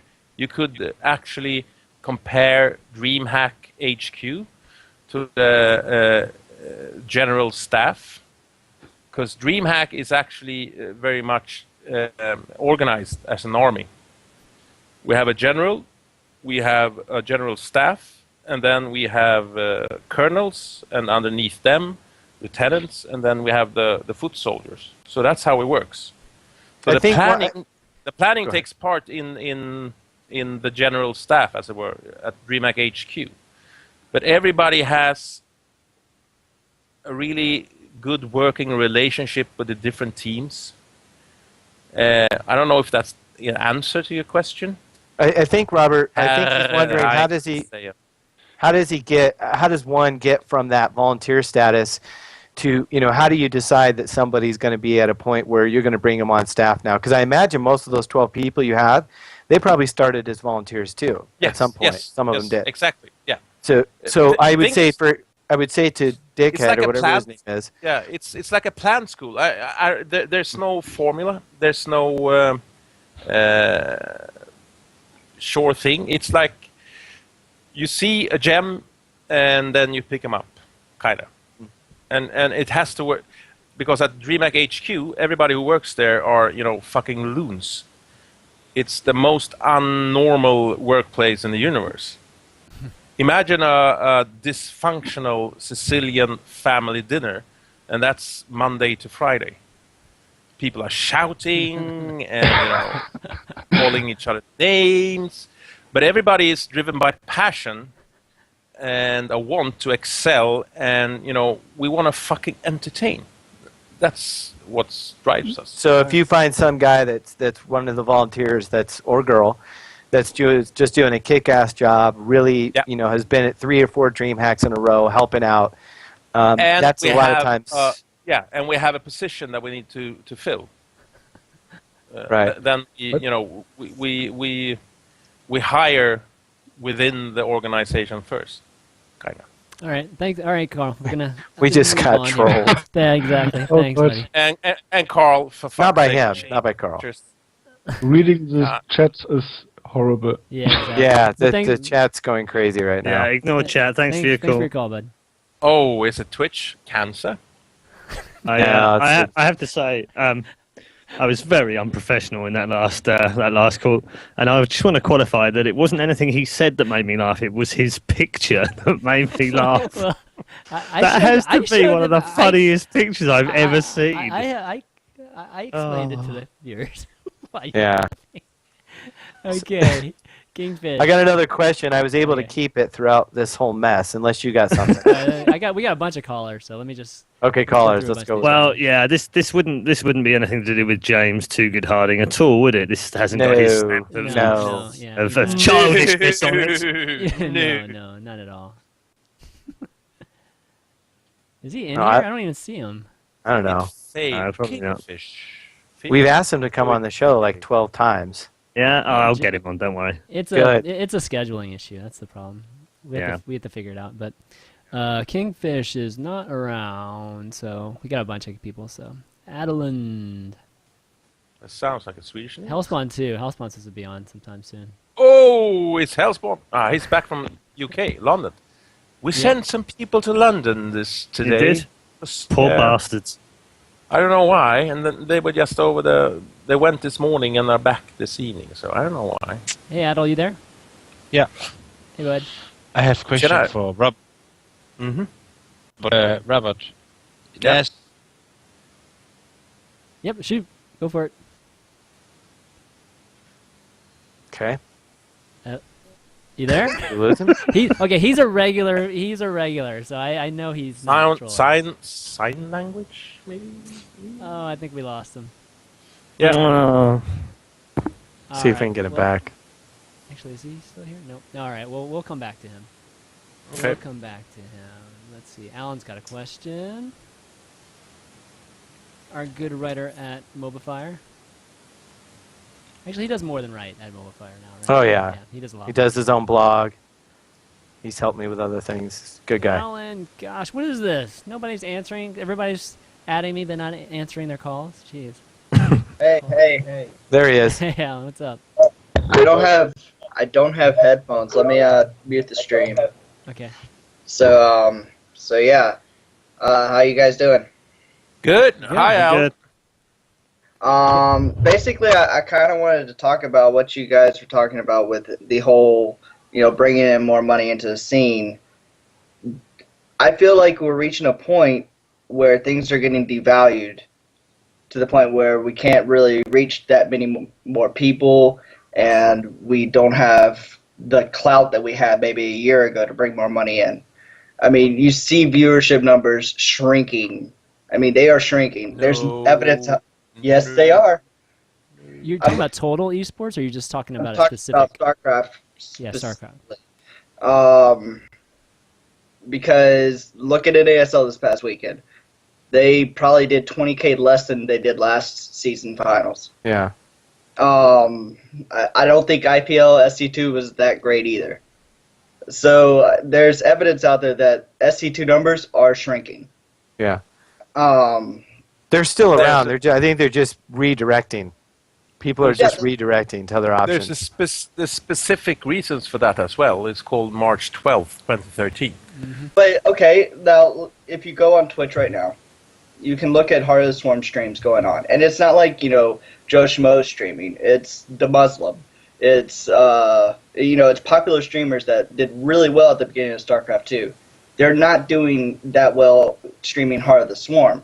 But it's not 2010, man. Yeah, it's competition, right, between other games. Yeah. I mean, yeah. Well, think about it as well, Alan. It's you haven't just got 4 or 5 guys streaming now. You've got pretty much every top pro player streaming. Well, You've got hundreds of them now. So it is in proliferation. Russian, in and all sorts of different languages as well. So I think you're right that actually overall streams have shrunk in the last 3 months in StarCraft in particular. Overall in esports though, they haven't shrunk. They're still going up. Have we reached saturation point? Yeah, probably in terms of StarCraft 2, but that doesn't mean that the whole of esports is going to fail next year because of that. And I think Robert's right. We're all focused now on March 12th. Plus, I think there's the other thing where there's just been too many events in November and December. I mean, seriously, have you ever? I've been in this business for 10 years. I've never seen a month like that. I mean, I literally had to turn down 4 events in November that I couldn't go and do. Would we agree that saturation has killed a little bit of it? I think I don't know if it's killed or scheduling. Absolutely. Yes, I keep saying it's not saturation, it is disorganization. There is a massive difference between the two things. That makes a lot of sense, yep. But that's exactly the point. Like, you have a bunch of streams, and yes, more people are streaming. That means people, viewers are stretched out over many channels. But that's a bad thing at the same time. Like, if things are stretched out. No, that's choice. That's it is choice. But go and look at any other satellite television station that started off with 10 channels, and you'll see that they had great viewership. Go and look at them a year later when they've got 100 channels, and it would look to the untrained eye that actually they've got less viewers than they did before because there's more choice. They haven't. They've got the same, if not more, people, and that's what we're starting to see now in StarCraft and in other esports. Is Twitch has suddenly become much more accessible to people, and they can stream. Before it needed 20 grand's worth of kit to do streaming. Before it doesn't. It needs a decent PC and a Twitch account, and that's it. It's easy now. Democratic. It's democratized. Yeah. The thing is, if you take like Europe, you have as we call it football. You have Champions League, you have UEFA, you have all this, you have national leagues, but beneath that you have regional leagues, and then you have city leagues. You could call that football in Europe is totally oversaturated, right? Because there's stuff going on all the time. People play, people go to watch, but there's different levels of interaction and interest, of course. If you look at Sweden, for example, there was like a poll made, I think it was a year or 2 years ago. There's actually more kids in Sweden playing Counter-Strike 1.6 on a regular basis than they playing football. It's no wonder your national team shit. But, trolled! They play football and Counter-Strike. They're not mutually exclusive. And the whole thing about oversaturation is because people have memories like fucking goldfish. 24 months ago is since the birth of the universe. That's like, and Paul, you've been around for a long time. Yeah. You too. You're right. All right, Alan. Going to have to get to other questions, but thanks for calling in, bud. Sorry if I was too harsh, Mr. No, he's... Yeah, and I was waiting for the miracle goal by Zlatan Ibrahimovic to come out, but you haven't brought it out. Yeah. Swedish. You didn't bring it up. I'm surprised. I gave you a perfect ammunition to come and fire at me, bro. Yeah, Chris, look, you realize we're going to have to I go to don't have DreamHack Swedish now and flag. drink with you. I have exactly. I have a Adel- Star of Odin behind me instead of a Star of Odin. Adeline, what's up, man? What's up, guys? My stream just, my Skype just crashed earlier. No problem. Anyways, I have a question for Ohlén. In DreamHack summer, I believe. No, wait, that's DreamHack winter last year. You broadcast on national TV, right? Yep. And I was wondering. You wanna? And we did it at Stockholm, Yeah. Summer, Bucharest. Valencia, Yeah, Bucharest, and Winter. I was Yeah. thinking, I'm Danish, and I was wondering, is there any plans to circumvent the restrictions that you have currently, because SVT play is not accessible elsewhere but Sweden, and like very few places in the majority of like Denmark and Norway has access to SVT. It's the same in England, actually. Yeah, we can't see it in Yes. England either. What That's we the thing. I was doing wondering if you're going to spread it, because there's many people I know who would be interested in like going over to my apartment and watch it on my TV. Yes. I have a 42-inch TV, but watching on a stream is boring. Yeah. Well, we're talking to with SVT, since they are a part of the EBU, the European Broadcast Union. We started talks now during 2012 to see if they have other partner countries in the EBU. For Americans, EBU is the European Broadcast Union. That is all the what do you call it, Paul? Like BBC, SVT. Yeah, it's like BBC. Yeah, SVT is a Yeah. national broadcaster of Sweden. No, it's called something else. It's called, what the hell do you call it? Oh, state television, you mean? No, it's not state. It's like- It's called. No, but it's sponsored by the government. It's official. Yeah. Yeah, but it's called something else. Can't remember. Yeah, but it's like Okay. what Yeah. used to be state television or Yeah. or public television. It's the main terrestrial. Yeah, and all the countries in Europe are together in this EBU. And one of the amazing things that you do every year is the Eurovision Song Contest. That's actually one of the main things about the EBU, European Broadcast Union. And Paul knows about this, but nobody else does. Yeah, Ada Lund knows because he's Danish. Right? Yes. Yeah. So, what we're trying to do, together with SCT, because for them, esports is really, really important because of the demographics. It's as easy as that.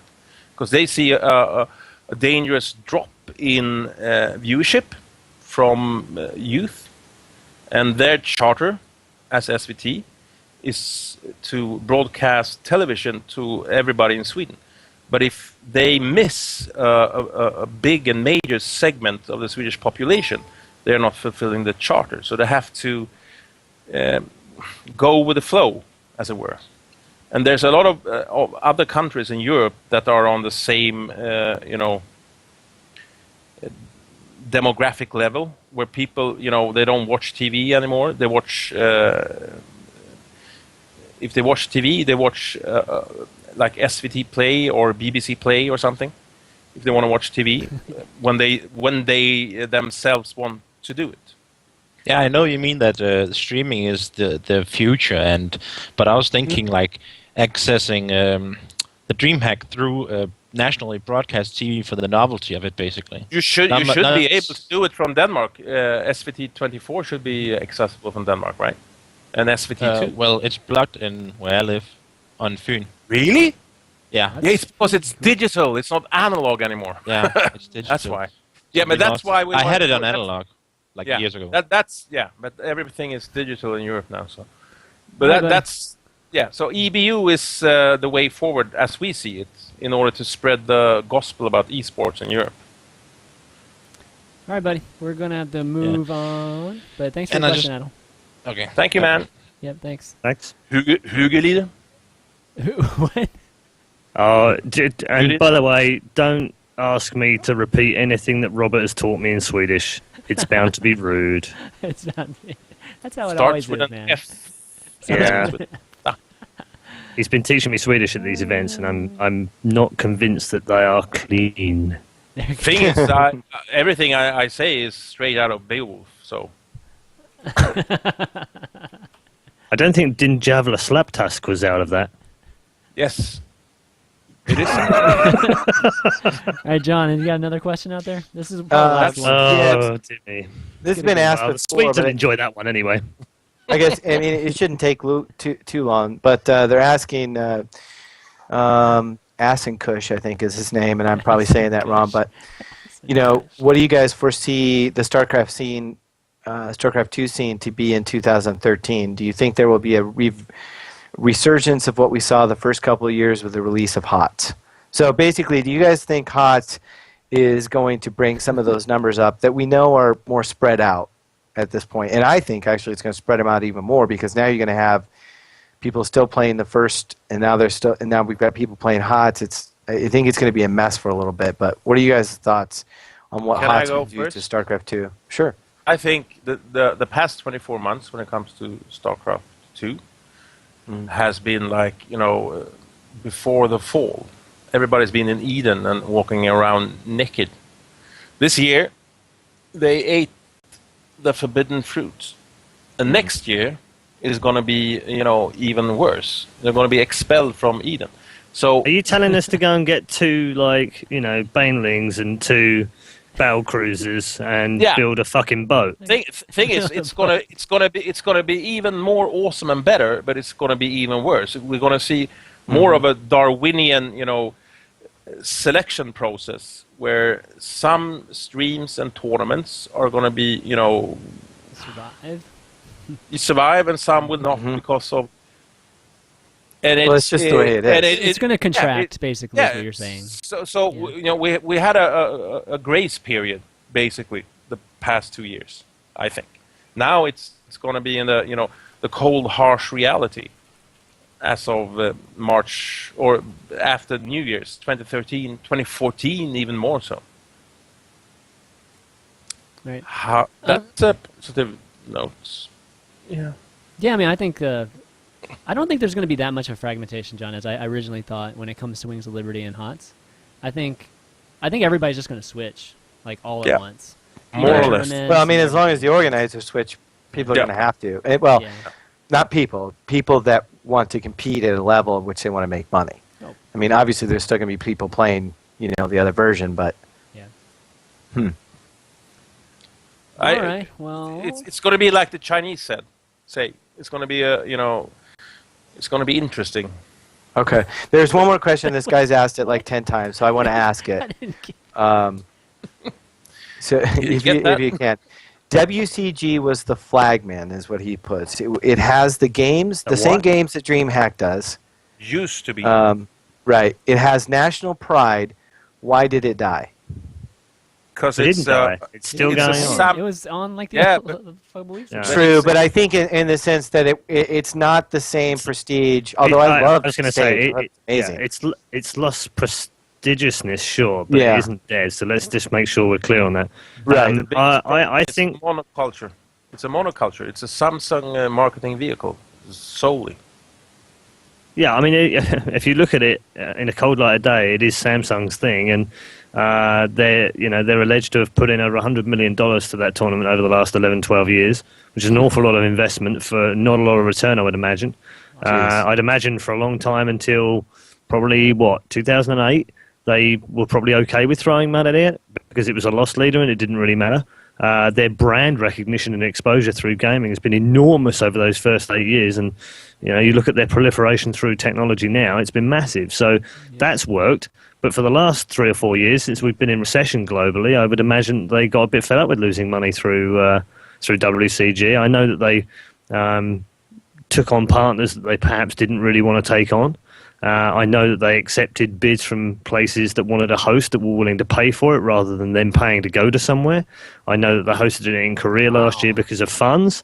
And, when you look at it like that and you look at the people that were originally behind it, and I'm talking ICM people, they were the true gaming people. They wanted gaming events to be pure esports. Well, those same people don't work there anymore.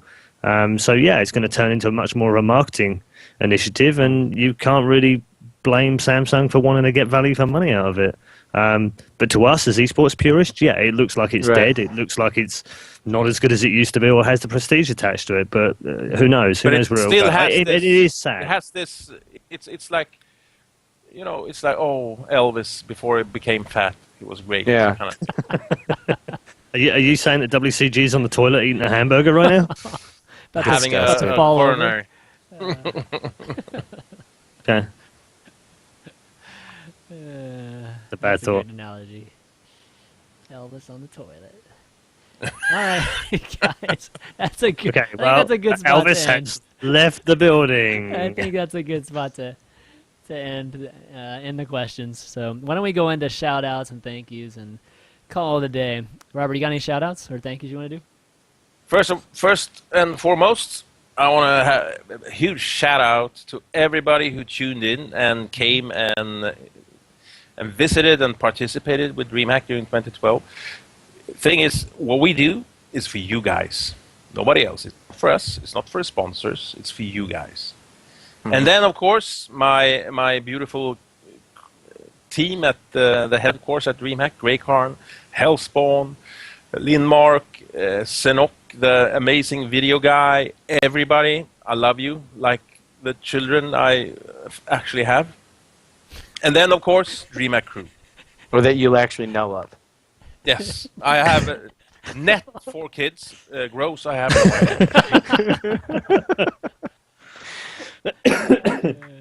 And I love Paul as well because he's a gentleman. An English gentleman. Exactly. English gentleman. It's funny, actually, when we get together, we actually do talk like that. Oh, hello, Robert. How are you doing, old chap? Ta-ta, chin-chin. See? It is, people must think we're complete weirdos when they come up to us. Exactly. All right, Paul, you got any shout-outs? Well, just while we're on the subject of 2012, we're almost at the end of the year, so I guess, thanks to everyone that's tuned in to stuff that I've done all year. I've had a blast. Thanks to everyone that's hired me as well. It's been awesome. And thanks for coming on the show, Robert. It's been great having you on, and it was an honor. It's good to spar with you occasionally, sir, Absolutely. in the public domain. Yeah, we don't get to see you enough on shows, man. So Yeah, no, we need to see more of really you. a great treat. Yeah, Less because sleeping, more shows. Well, if North America can move to like a European time zone, it's easier for me to keep awake.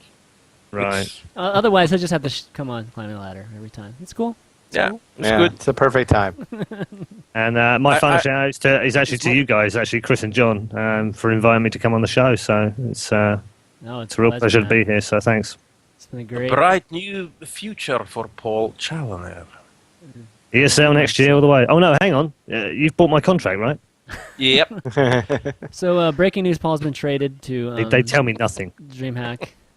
The sad thing is Paul doesn't make any money from that. Just goes to ESL. Exactly. John, got any shout-outs? Definitely a shout out to those that tuned in, like Robert said. A shout out to Robert.